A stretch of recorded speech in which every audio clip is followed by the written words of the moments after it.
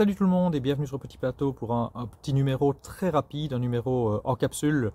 C'est-à-dire que les habitués, vous commencez à connaître le principe. Quand on n'a pas le temps, Alexis, Romain et moi, de se trouver une disponibilité commune et de discuter en live, on s'échange quelques petites vidéos. Ici, c'est des vidéos, en fait, on met 2 minutes maximum par vidéo parce que c'est un format Twitter, on ne peut pas aller au-delà. Mais vous allez avoir une bonne dizaine de minutes puisqu'on va faire 5 vidéos différentes. En effet, on a choisi de vous parler de 5 coureurs. 5 coureurs qui sont bien classés au classement en général, qui sont des prétendants à la victoire finale. Pour nous, peut-être les 5 plus gros prétendants à la victoire finale, ou en tout cas ceux qui soulèvent le plus de questions. Donc voilà, ça va être simple finalement.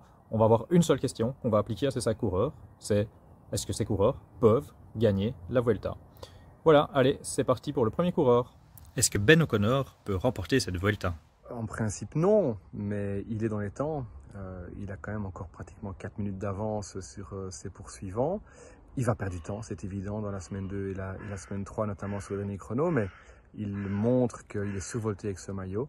Et puis on oublie quand même que sur le Giro, il termine 4e à 2 minutes et 11 secondes seulement de la deuxième place, hein, donc le premier après l'intouchable Pogacar. Donc il y a quand même une possibilité.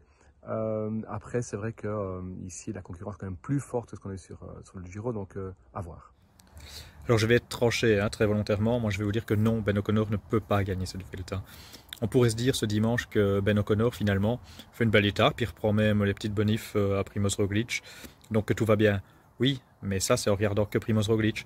Si on regarde par rapport à Carapaz, qui fait certes un numéro, mais j'ai peut-être même plus envie de dire si on regarde par rapport à Enric Mas. Si c'est une arrivée au sommet, Enric Mas il lui reprend une minute. Je pense pas qu'il faut regarder aujourd'hui par rapport à Roglic, qui était clairement pas au top du top. Donc ça, c'est un peu en trompe-l'œil de regarder Primoz. Au final, Ben O'Connor, il perd du temps sur Adam Yates, sur Carapaz, et il aurait pu en perdre sur Mas. Donc non, pour moi, il reste trop d'étapes où il va perdre du temps. J'ai envie de dire non, hein, même s'il m'a bluffé aujourd'hui, d'autant plus que c'est le genre d'étape sur laquelle je l'imaginais perdre énormément de temps, hein, avec des longues portions à plus de 10%. Moi, je l'imaginais perdre plus de 2 minutes sur Roglic aujourd'hui. Il a été impressionnant, alors c'est peut-être à relativiser avec le coup de moins bien de Roglic. Hein. Peut-être que si Roglic avait été à fond et qu'O'Connor avait essayé de le suivre, il aurait peut-être perdu du temps, comme les autres jours. Mais quand bien même, il finit avec tous les plus forts de cette Vuelta, donc bluffant. Pour rester fidèle à mes prédictions initiales, je vais dire non, O'Connor ne peut pas gagner cette Vuelta, mais je changerai peut-être d'avis d'ici une semaine. Est-ce que Primoz Roglic peut remporter cette Vuelta? Oui, Primoz Roglic reste le favori des favoris. Il a montré sur ses premières semaines qu'il était en forme. Et puis, c'est vrai, sur cette étape de Grenade, un petit coup de moins bien. Il faudra analyser ça évidemment avec ses déclarations. Peut-être le dos. On sait que c'est quelque chose qui lui fait beaucoup souffrir. On avait dit d'ailleurs avant le début de la course que finalement, ce qui pouvait peut-être le plus jouer contre Roglic, c'était sa forme physique. On ignorait dans quelle forme il était. Ce sera à voir évidemment comment ça va évoluer. Mais il reste à l'heure actuelle le premier des favoris, avec 4 minutes de retard sur O'Connor qu'il faudrait aller chercher. Et ça, ce ne sera pas simple, mais il est capable de le faire. Bah oui, évidemment qu'il peut gagner cette Vuelta. Et ça reste pour l'instant mon favori, Primoz Roglic. Bon, ce dimanche, c'était un peu décevant, effectivement. Hein. Mais j'ai l'impression que ça ne peut aller que de mieux en mieux.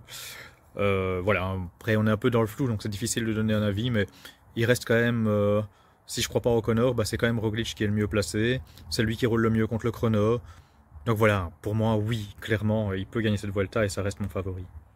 Alors oui, clairement, hein, Roglic pour moi reste le favori numéro 1. Aujourd'hui, je vais mettre ça sur le coup de la chaleur. Hein, je vais me dire que c'est son jour 100 qui se reproduira plus. Je vais faire comme si c'était le cas, on verra bien par la suite. Mais c'est comme ça que je le prends.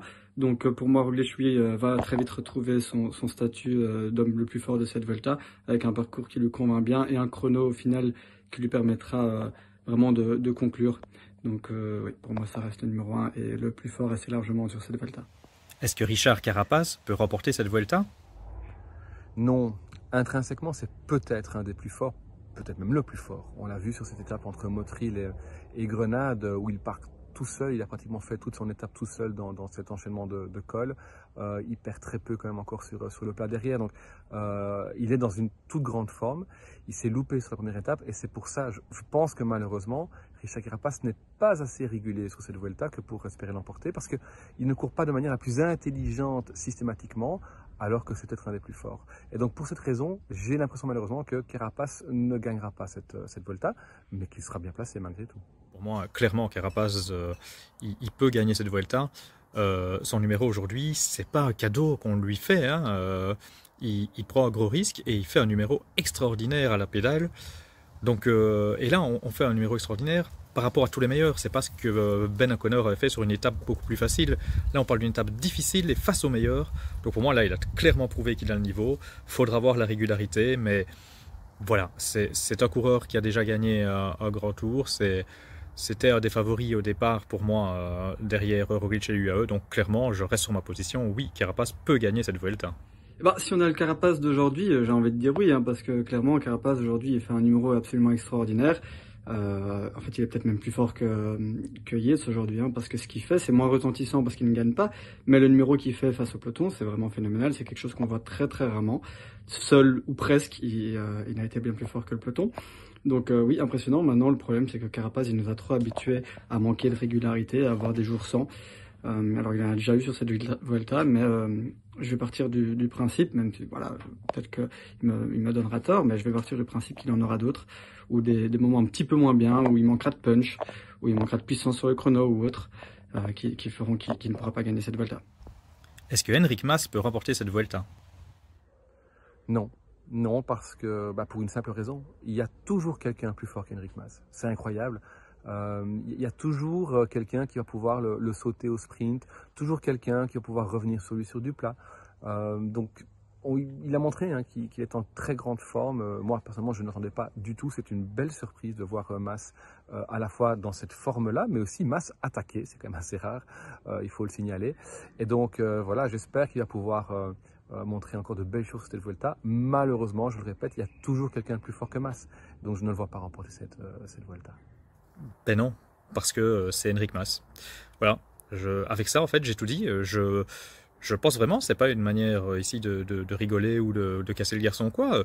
Clairement, si on regarde cette première semaine, c'est peut-être le plus fort. Il n'a jamais été distancé. Si, il y a le numéro de Carapaz, mais je veux dire vraiment, dans ceux qui sont restés à bagarre à la pédale, n'a jamais été distancé. Lui a su faire la différence de la montée ce dimanche. Donc oui, c'est peut-être le plus fort. Mais c'est Enric Mas, c'est peut-être le plus fort, mais il est derrière, il y aura encore un chrono, il va lui arriver quelque chose, sa frayeur de la descente, c'est déjà une petite preuve. Voilà, je n'arrive pas à voir Enric Mas remporter cette Vuelta. Alors Enric Mas est super fort sur cette Vuelta, hein, comme souvent sur son tour national d'ailleurs, il m'impressionne. Maintenant pour qu'il gagne, j'ai l'impression qu'il faut vraiment une combinaison de facteurs. Alors c'est souvent le cas, mais j'ai l'impression que lui c'est particulièrement le cas. C'est-à-dire que pour qu'il gagne, il faudrait que Roglic ce soit pas que un jour sans, mais que ce soit toute sa Vuelta qui soit un petit peu moins bonne. Il faudrait que O'Connor craque comme on l'imagine, il faudrait que Carapaz soit irrégulier comme on l'imagine, et il faudrait que Adam Yates au contraire ce soit juste un jour plus et qu'il n'en ait pas d'autres sur cette Vuelta. Et je pense que c'est impossible que ces quatre choses-là se produisent. Je pense que Roglic redeviendra Roglic et sera plus fort que Mas. Donc je ne l'imagine pas gagner cette Vuelta, d'autant plus que le chrono Roglic risque de lui prendre pas mal de temps. Est-ce que Adam Yates peut remporter cette Vuelta? Eh ben là, je sors mon joker. Parce que franchement, je ne sais pas vous dire. Avant cette Vuelta, c'était à mon sens clairement le principal adversaire de Primož Roglic. Et puis il y a eu cette étape avec une chute, après déjà avoir perdu quand même pas mal de temps dans un premier temps, et là il nous sort une étape royale. Donc il faut voir comment il va pouvoir accumuler les 3 semaines, il sur le Tour de France on le rappelle quand même aussi. De toute façon, UAE n'a plus le choix, UAE doit tout miser bien évidemment sur Yates, donc ça restera un client. 1 minute 30 de débours sur Roglic, c'est possible, après il faudra encore aller chercher O'Connor en plus. Donc j'ai envie d'y croire, mais ce sera compliqué. Alors Adam Yates, je dis oui, même s'il est encore peut-être un peu trop loin, mais c'était un des très gros favoris au départ. Il a perdu du temps, oui, mais il avait chuté. Bon, aujourd'hui, il est quand même bien, hein. Certes, il perd du temps dans le final, certes, il avait des équipiers avec lui pour le lancer dans l'étape, mais il fait quand même un gros numéro. Et voilà, si Adam Yates va de mieux en mieux, clairement, ils vont le regretter de l'avoir laissé revenir dans le jeu. Quoi qu'il arrive, ça, c'est une très très grosse erreur à mon avis. Alors pour Adam Yates, je vais encore sortir la carte Roglic en fait. Hein. Je vais encore partir du principe que Roglic retrouvera du jus.